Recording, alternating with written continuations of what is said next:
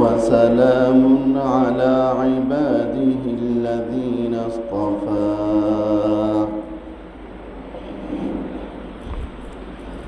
أما بعد فأعوذ بالله من الشيطان الرجيم بسم الله الرحمن الرحيم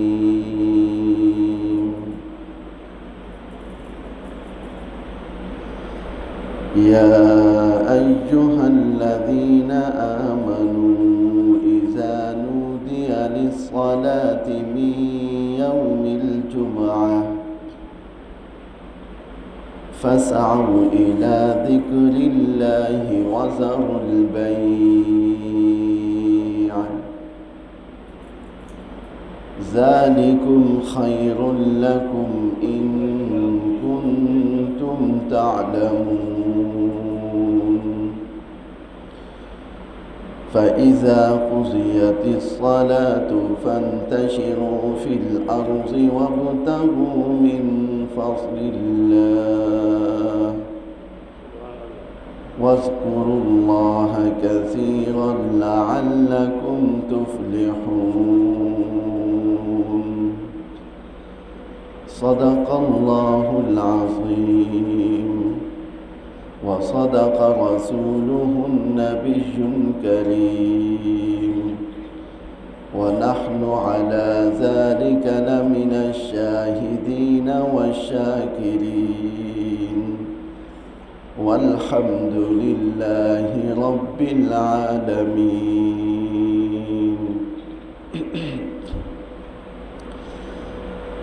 میرے انتہائی قابل احترام بزرگوں، دوستوں، بھائیوں، قرآن مجید کی ایک آیات مبارکہ تلاوت کی ہے۔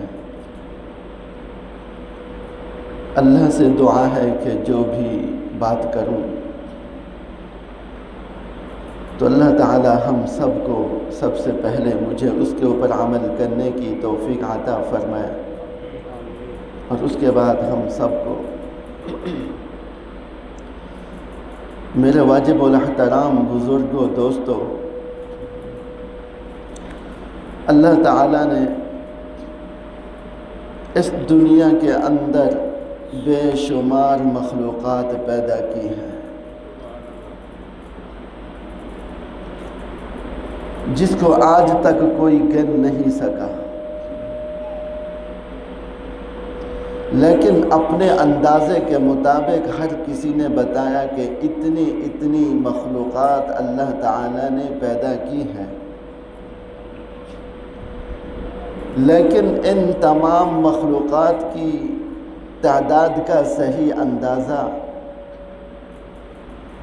صرف اور صرف اللہ رب العزت کی ذات کو ہے۔ اس کے علاوہ کوئی چیز، کوئی مخلوق ایسی نہیں جو اللہ تعالیٰ کی پیدا کی ہوئی مخلوقات کی تعداد کو صحیح معنوں میں معلوم کر سکے۔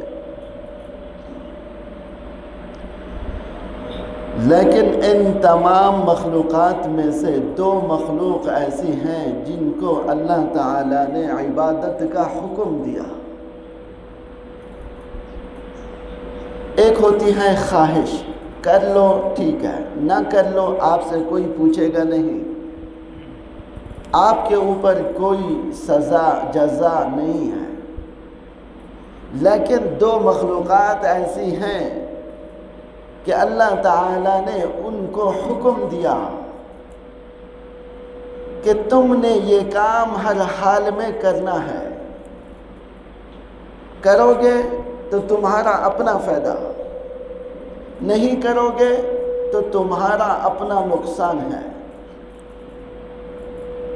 ہماری عبادت کرنے سے اللہ تعالیٰ کی بادشاہت کے اندر کسی قسم کا کوئی اضافہ نہیں ہوتا،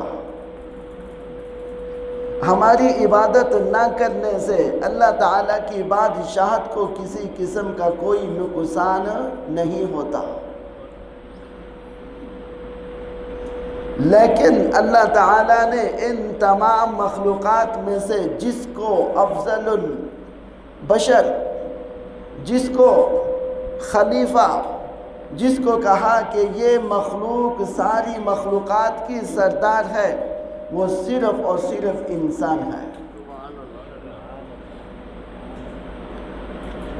جتنی بھی مخلوقات ہیں ان تمام مخلوقات میں سے اگر کسی کے بارے میں اللہ نے کہا ہے کہ میں اس کو اپنا خلیفہ بنانا چاہتا ہوں، میں نے اس کو اپنی عبادت کے لیے بنایا، اس کو اس وجہ سے بنایا کہ یہ مخلوقات کا سر، یہ مخلوقات کی سوچ، اس مخلوقات کی فکر جو ہوگی وہ ساری کی ساری میرے لیے ہوگی۔ یہ مخلوقات اگر جھکے گی تو میرے لیے جھکے گی۔ اگر انسان کا سر اللہ کے سامنے جھکتا ہے تو اللہ تعالیٰ فرماتے ہیں کہ ساری مخلوقات کو میں تیرے قدموں میں گرا دوں گا۔ تو پھر اللہ تعالیٰ نے انسانوں کو ایسے مواقع عطا فرمائے کہ اگر ان مواقع سے انسان فائدہ اٹھا سکتا ہے، عبادت کر سکتا ہے، تو اللہ تعالیٰ فرماتے ہیں کہ اگر اس لمحے کے اندر، اس موقع کے اندر تو نے عبادت کی، میں تمہیں 70 گنا زیادہ ثواب دوں گا، میں تمہیں 700 گنا زیادہ ثواب دوں گا۔ ان مواقع میں سے اللہ تعالیٰ نے کچھ موقع ایسے بیان کر دیے، ان کی فضیلت، ان کی اہمیت آپ علیہ الصلاۃ والسلام کے زبان سے ہر وقت نکلتے تھے۔ وہ کچھ دن تو رمضان المبارک کا مکمل مہینہ، ذی الحجہ کے 10 دن اور جمعہ کا دن اور عید الاضحیٰ کا دن، عید الفطر کا دن، تو اللہ تعالیٰ نے انسانوں کو بتا دیا کہ اگر تم ان دنوں کے اندر، ان لمحوں کے اندر، ان راتوں کے اندر عبادت کر لو گے، میں تمہیں اتنا اتنا انعام سے نوازوں گا۔ تو ان مواقع میں سے ایک موقع ایسا ہے جس کو آپ علیہ الصلاۃ والسلام نے جس کی بڑی فضیلت، جس کی بڑی اہمیت بیان کی، وہ جمعہ کا دن ہے۔ اور جمعہ کا دن جو ہے یہ دنوں کا سردار ہے۔ جیسے اللہ تعالیٰ نے انسان کو تمام مخلوقات کا سردار بنایا، ایسے ہی اللہ تعالیٰ نے اس جمعہ کے دن کو تمام دنوں کا سردار منتخب کر دیا۔ حدیث کے اندر آتا ہے، میرے اور آپ کے نبی علیہ الصلاۃ والسلام نے ارشاد فرمایا، ان اعظم اليوم، کہ بے شک دنوں میں سب سے بڑا دن جمعہ کا دن ہے۔ یہاں تک کہ آپ علیہ الصلاۃ والسلام نے ارشاد فرمایا کہ اس جمعہ کے دن کی اہمیت اللہ تعالیٰ کے نزدیک اتنا ہے، وہ یوم النحر کی فضیلت اتنا نہیں، یوم العید کے دن کی فضیلت اتنا نہیں، جتنا فضیلت اللہ تعالیٰ نے جمعہ کے دن کو عطا فرمائی ہے۔ آپ دیکھیں قرآن کریم کے اندر اللہ تعالیٰ نے 114 صورتیں نازل کی، کبھی سورۃ العید نہیں آئی، کبھی سورۃ الضحیٰ یعنی اضحیٰ کے دن کی صورت نازل نہیں کی، لیکن جب جمعہ کے دن کی فضیلت اللہ تعالیٰ نے بتا دی، وہ 2 رکوع اللہ تعالیٰ نے اس دن کی فضیلت اور اس دن کی اہمیت کے بارے میں بتا دیا۔ تو آپ علیہ الصلاۃ والسلام ارشاد فرمایا کہ تبعث علیہم الملائکہ، کہ اس دن فرشتے جمع ہوتے ہیں۔ جمعہ کا دن ایک ایسا دن ہے کہ اس دن فرشتے جمع ہوتے ہیں۔ اے اللہ کیوں جمع ہوتے ہیں؟ اسی لیے کہ انسان عبادت کرتا ہے، انسان پورے ہفتے عبادت کرتا ہے، ہفتے کی راتوں میں عبادت کرتا ہے، لیکن جو عبادت کا اہمیت، جو عبادت کا حکم اللہ تعالیٰ نے جمعہ کے دن دیا، وہ کسی اور دن میں نہیں دیا۔ فرمایا کہ اس دن فرشتے مسجد کے ہر دروازے کے اوپر کھڑے ہو جاتے ہیں۔ جو جمعہ کے لیے آتا ہے، امام سے پہلے آتا ہے، وہ بیٹھتا ہے، وہ باتیں نہیں کرتا، وہ ذکر میں، وہ استغفار میں لگا رہتا ہے، تو اللہ تعالیٰ فرشتوں کو حکم دیتا ہے کہ اس شخص کا ثواب اللہ کے راستے میں اونٹ قربان کرنے کے برابر لکھ دو۔ اونٹ قربان کرنے کے برابر لکھ دو۔ جو پہلے آیا، امام سے پہلے آیا، آگے آ کے بیٹھ گیا پہلی صف میں، استغفار کرتا رہا، ذکر اللہ کرتا رہا، اس کے لیے اونٹ کے قربان کرنے کا بڑا ثواب ہے۔ ابھی قربانی گزری، اب دیکھ رہے قربانی کے ریٹ کتنا تھے؟ ایک اونٹ غالباً 10 لاکھ سے کم نہیں آتا، 15 لاکھ سے کم نہیں آتا، لیکن اللہ تعالیٰ نے کہا ہے کہ اے انسان، اگر تو جمعہ کے دن امام سے پہلے جا کر پہلی صف میں بیٹھے گا، تلاوت قرآن میں مشغول رہے گا، استغفار کرے گا، ذکر اللہ کرے گا، تو اللہ تعالیٰ کہتے ہیں کہ میں فرشتوں کو حکم دیتا ہوں کہ اس کا ثواب اللہ کے راستے میں اونٹ قربان کرنے کے برابر لکھ دو۔ تو پھر جب امام آ جاتا ہے، وہ منبر پر بیٹھ جاتا ہے، وہ تقریر کرتا ہے، تو پھر ایک اللہ کے راستے میں گائے قربان کرنے کا ثواب اس کو ملتا ہے۔ تو جتنا لیٹ آتا ہے اتنا اس کے ثواب میں کمی، حتیٰ کہ جو آخری وقت میں آتا ہے اس کو ایک انڈا اللہ کے راستے میں دینے کا ثواب ملتا ہے۔ تو جب خطبہ کا وقت شروع ہوتا ہے تو فرشتے بیٹھ جاتے ہیں، وہ امام کا خطبہ سنتے ہیں، وہ رجسٹر بند کر کے امام کا خطبہ سنتے ہیں، باقی جو آتے ہیں ان کے لیے کسی قسم کا کوئی ثواب نہیں ہوتا، بلکہ رجسٹر کے اندر وہ فرشتے اس انسان کی غیر حاضری لگا دیتے ہیں، کیونکہ حکم تھا کہ آنا تو پہلے تھا لیکن اب دیر سے آ رہے ہیں، ٹھیک ہے آپ کی نماز ہو جائے گی لیکن اللہ کے ہاں آپ کی غیر حاضری تصور ہوگا۔ تو اسی لیے آپ علیہ السلام نے بار بار اپنے صحابہ کو کہا ہے کہ جمعہ کے دن جلدی جاؤ، جمعہ کے دن تیاری کرو، جمعہ کے دن تم خوشبو لگاؤ، اچھا لباس پہنو، تم غسل کرو، اپنے مسواک کرو، یہ سنتیں ہیں، یہ صفائی ستھرائی کر کے انسان جلد از جلد اللہ کے گھر میں آ جائے اور اللہ تعالیٰ کی عبادت شروع کر دے۔ تو جس وقت آپ علیہ السلام مکہ سے ہجرت کر کے مدینہ منورہ تشریف لائے تو اس وقت آپ جہاں سب سے پہلے ٹھہرے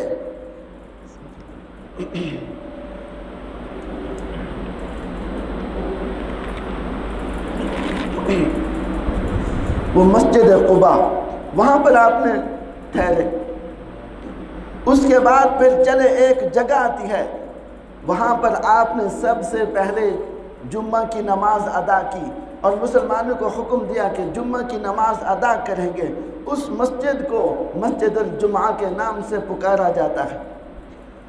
پھر اس کے بعد آپ علیہ السلام مسجد نبوی والی جگہ پر مدینہ منورہ جہاں پر اللہ تعالیٰ نے آپ کو ٹھہرانا تھا وہیں پر آپ رکے، وہیں پر آپ ٹھہرے، تو پھر اس جگہ جو مسجد بنائی وہ مسجد نبوی ہے۔ یعنی اللہ تعالیٰ نے جو اجتماعی عبادت کا حکم دیا وہ جمعہ کے دن جمعہ کی نماز سے حکم دیا کہ تم جمعہ کے دن عبادت کرو۔ اور اللہ تعالیٰ نے جب اس کائنات کو بنایا تو اللہ تعالیٰ نے یہودیوں کو حکم دیا کہ میں جانتا ہوں کہ ایک دن ایسا ہے کہ تم اپنے آپ کو اپنی عبادت کے لیے منتخب کر لو، تو موسیٰ علیہ السلام نے ہفتے کے دن کا انتخاب کیا، عیسیٰ علیہ السلام نے ہفتے کے دن کا انتخاب کیا۔ جب ہماری باری آئی ہمارے پیارے نبی حضور نبی کریم صلی اللہ علیہ وسلم نے جمعہ کے دن کا انتخاب کیا۔ کیوں؟ آپ کو معلوم تھا کہ جمعہ کی اہمیت، جمعہ کی فضیلت بہت زیادہ ہے۔ اللہ تعالیٰ نے جب کائنات بنانی شروع کی، حدیث کے اندر آتا ہے وہ اتوار کے دن سے شروع کی، جب کائنات کا اختتام ہوا تو وہ جمعہ کے دن اختتام ہوا۔ تو اللہ تعالیٰ نے کہا ہے کہ اس کائنات کو میں نے 6 دنوں میں بنایا، اور دنیا کے کتنا دن؟ دنیا کا 1000 دن کے برابر ایک دن ہے قیامت کا۔ یا اللہ تعالیٰ نے جتنی مخلوقات بنائی اس کی مقدار دنیا کے 1000 دن کے برابر ہے۔ جو گنتی بتائی اللہ تعالیٰ نے وہ قیامت کے اعتبار سے بتائی کہ میں نے اس کائنات کو 6 دنوں میں پیدا کیا، 6 دنوں میں بنایا۔ تو جب جمعہ کا دن تھا، کائنات کی تخلیق مکمل ہو گئی، تو اس وقت اللہ تعالیٰ نے آدم علیہ السلام کو پیدا کیا۔ جب زمین بن گئی، اللہ تعالیٰ نے فرشتوں کو حکم دیا کہ مٹی کو جمع کیا جائے، تو پھر فرشتوں نے مٹی کو جمع کیا، تو اس وقت آدم علیہ السلام کی جو تخلیق ہے، جو پیدائش ہے، اللہ تعالیٰ نے وہ جمعہ کے دن مکمل فرمائی۔ تو پھر فرمایا اتنا بڑا عظیم دن ہے فی خلق آدم، کہ آدم کی پیدائش ہوئی۔ آدم علیہ السلام اس دن جنت میں داخل ہوئے، آدم علیہ السلام اس دن جنت سے نکالے گئے۔ حالانکہ جنت کی پیدائش، جنت کے اندر جانا کتنا بڑا مقام ہے، اور جنت سے نکلنا یہ کیا ہے، لیکن یہ اللہ تعالیٰ کا فیصلہ تھا، کیونکہ اللہ تعالیٰ نے اس کائنات کے اندر، اس زمین کے اندر انسانوں کو بسانا تھا۔ اللہ تعالیٰ نے اپنی منشا کے مطابق انسانوں کو، آدم علیہ السلام کو جنت سے نکال کر دنیا کے اندر بھیجا۔ یہ اللہ تعالیٰ کی تقدیر تھی، یہ اس کی تخلیق کا منشا تھا۔ اس وجہ سے آدم علیہ السلام کو جمعہ والے دن جنت کے اندر داخل کیا، اور جمعہ والے دن آدم علیہ السلام کو جنت سے نکالا۔ کیوں نکالا؟ اس وجہ سے نکالا کہ بڑے انسانوں نے آنا تھا، بڑے بڑے پیغمبروں نے اس دنیا کے اندر آنا تھا۔ اگر اللہ تعالیٰ آدم علیہ السلام کو جنت سے نہ نکالتا، دنیا کے اندر نہ بھیجتا، کسی کو نبوت کیسے ملتی یہ معلوم نہ ہوتا، کسی کی ولایت کا درجہ ہمیں معلوم نہ ہوتا، کسی کی شہادت کا درجہ معلوم نہ ہوتا، کسی عالم کی فضیلت کا درجہ معلوم نہ ہوتا۔ یہ ساری چیزیں آدم علیہ السلام جب دنیا میں آئے، ہمیں پتہ چل گیا کہ حق کیا ہوتا ہے، ہمیں پتہ چل گیا باطل کیا ہوتا ہے، ہمیں پتہ چل گیا کہ اس دن کی اہمیت کیا ہے، ہمیں پتہ چل گیا کہ ایک عالم کی اہمیت کیا ہے، ایک علم کی اہمیت کیا ہے، ایک پیغمبر کی اہمیت کیا ہے، اللہ تعالیٰ نے کس کو کتنا درجہ دیا، کس کو کیسے منتخب کیا۔ یہ ساری کی ساری چیزیں آدم علیہ السلام کے دنیا میں آنے کے بعد معلوم ہوئی۔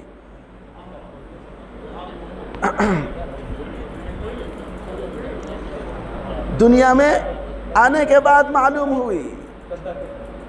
تو پھر اللہ تعالیٰ نے جیسے پیغمبروں میں سے 4 پیغمبروں کو منتخب کیا، عیسیٰ علیہ السلام کو، داؤد علیہ السلام کو، موسیٰ علیہ السلام کو، اسی طرح آپ علیہ السلام کو چنا، تو اسی طرح اللہ تعالیٰ نے دنوں میں سے جمعہ کے دن کو چنا۔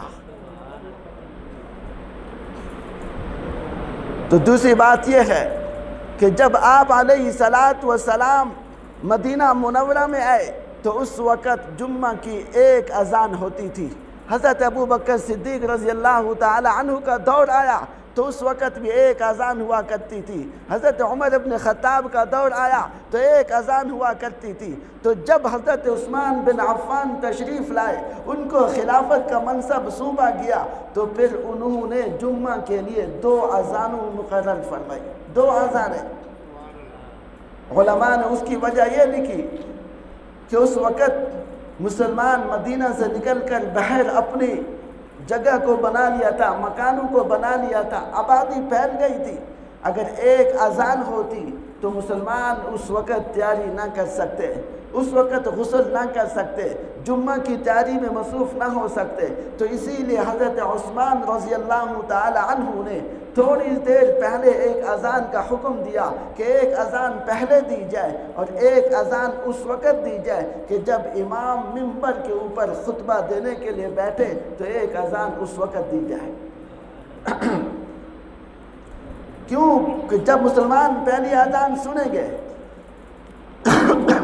تو اس وقت تیاری میں مصروف ہو جائیں گے، نہانے میں، غسل کرنے میں، لباس اچھا پہننے میں، خوشبو لگانے میں، بن سنور کر اللہ تعالیٰ نے حکم دیا کہ مسلمانوں کے کہ جب تم مسجد کے اندر آؤ صحیح خوبصورتی اختیار کر کے آؤ تاکہ تمہاری وجہ سے دوسرے لوگوں کو تکلیف نہ پہنچے۔ اس وجہ سے حضرت عثمان رضی اللہ تعالی عنہ نے 2 اذانوں کا انتخاب کیا۔ تو پھر علماء نے کہا ہے کہ جس وقت پہلی آزان ہوتی ہے اس وقت ہر قسم کا کام سوائے جمعہ کی تیاری کے باقی کام حرام ہو جاتے ہیں۔ اگر وہ تجارت کے لیے دکان پر بیٹھا ہے اس کا یہ کمانا حرام ہے، وہ کسی اور کام میں مشغول ہے اس کا یہ کام بھی حرام ہے۔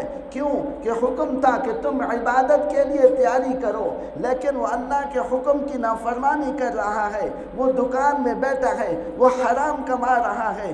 ہاں جب حرام کا حلال کے ساتھ ملاپ ہوتا ہے یا مل جاتا ہے تو پھر حرام کا اثر حلال کے اوپر پڑتا ہے۔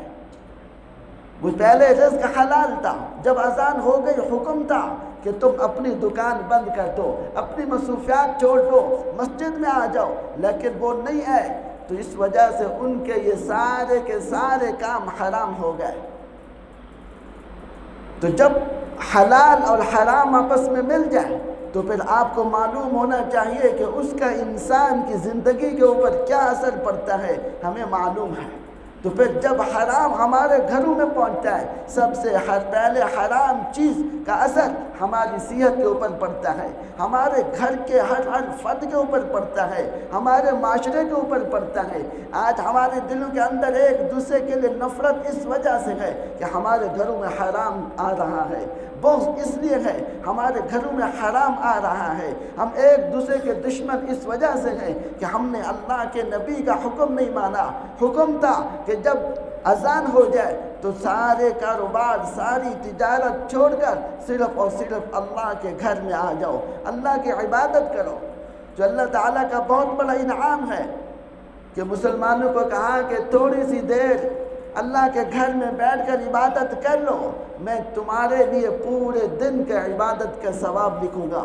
یہودیوں کو حکم تھا وہ پورا کا پورا دن اپنی عبادت میں گزاریں، اسی طرح نصرانیوں کو حکم تھا وہ پورے کا پورا دن عبادت میں گزاریں۔ میں قربان جاؤں ہمارے نبی علیہ السلام پر جب ہماری باری آئی تو اللہ تعالیٰ نے کہہ دیا پورے دن عبادت کی ضرورت نہیں، تھوڑی سی دیر آ کر تم نماز پڑھ لو، تم عبادت کر لو، دین کی بات سیکھ لو، دین کی بات سمجھ لو، یہ میں پورے دن تمہاری عبادت کے بارے میں لکھ دوں گا۔ یہ صرف اور صرف اس امت کے ساتھ خاص ہے۔ تو پھر فرمایا آپ علیہ السلام نے جو انسان مسجد میں آتا ہے اس وقت کوئی بات نہ کرے، کوئی کلام نہ کرے، ادب سے امام کی بات سنے، ادب سے خطبہ سنے۔ کیوں کہ اگر اس وقت کوئی کام کرے گا یا تنکے کے ساتھ کھیلے گا، مسجد کی صفوں کے ساتھ کھولے گا، اس کا یہ کام لغو ہو جائے گا۔ حتیٰ کہ جو بات کر رہا ہے ہم اس کو نہیں روک سکتے کہ بھی تو چپ ہو جا۔ کیوں کہ اگر چپ کرنے والا اس کو چپ کروا رہا ہے تو علماء نے فرمایا کہ یہ اس نے فضول بات کی، لغو بات کی۔ تو اتنا بڑی اہمیت ہے۔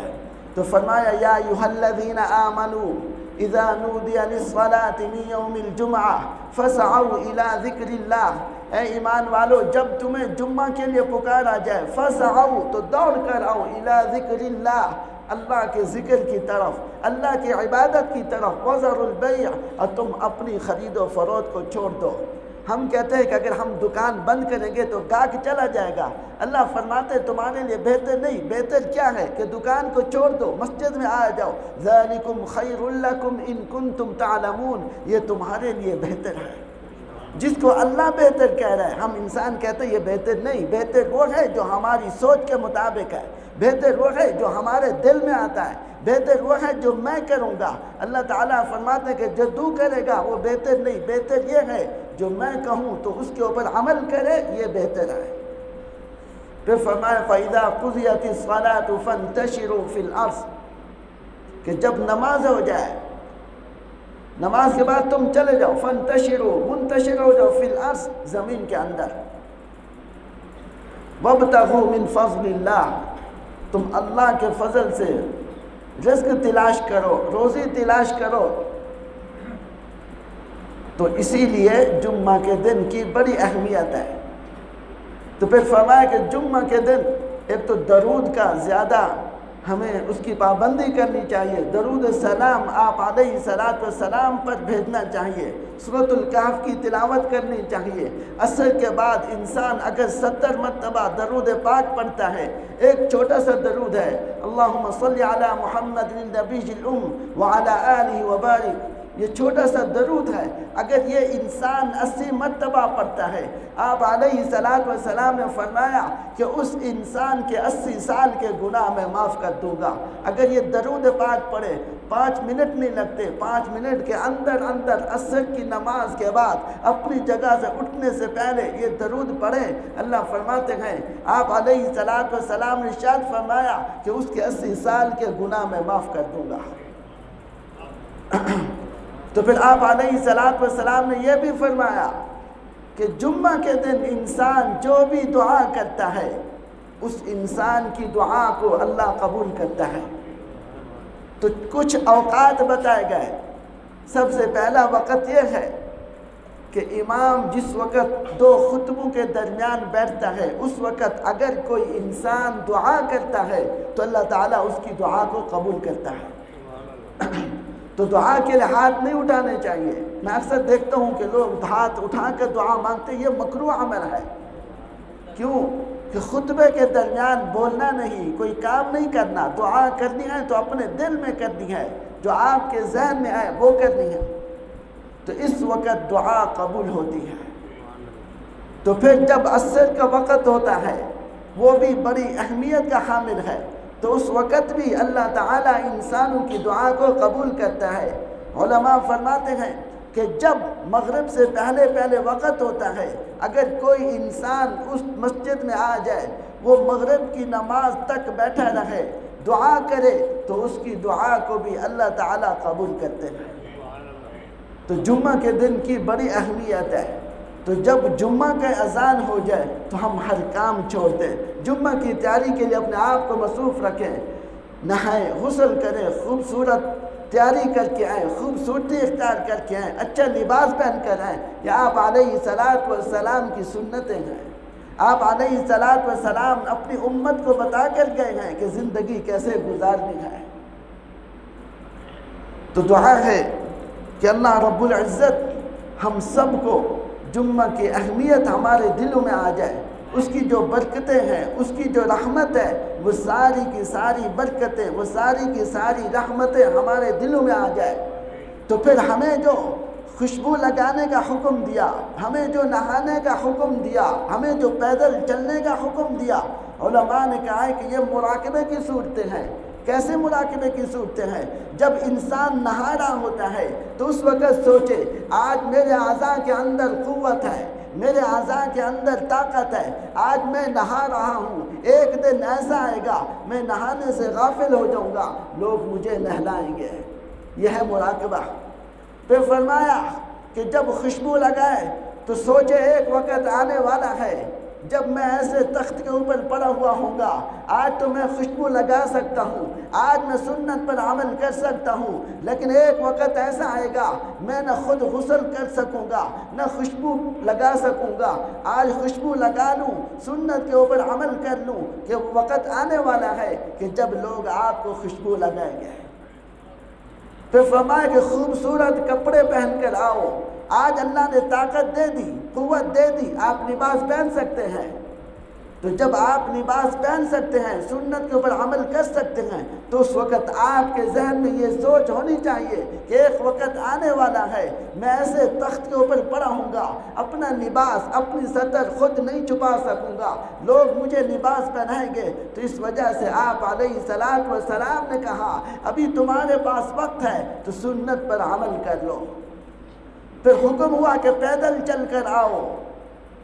کیوں؟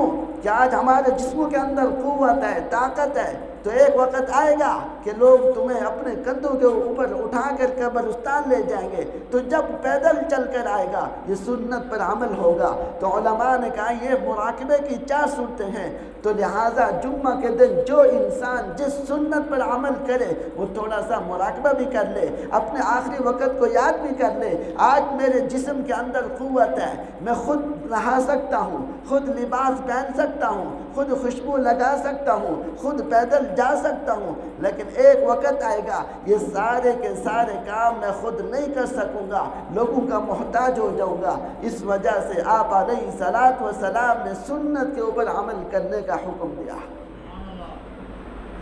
تو میرے محترم بھائیوں دوستو، جو جو حکم ملا اس میں ہمارے لیے بہتری ہے۔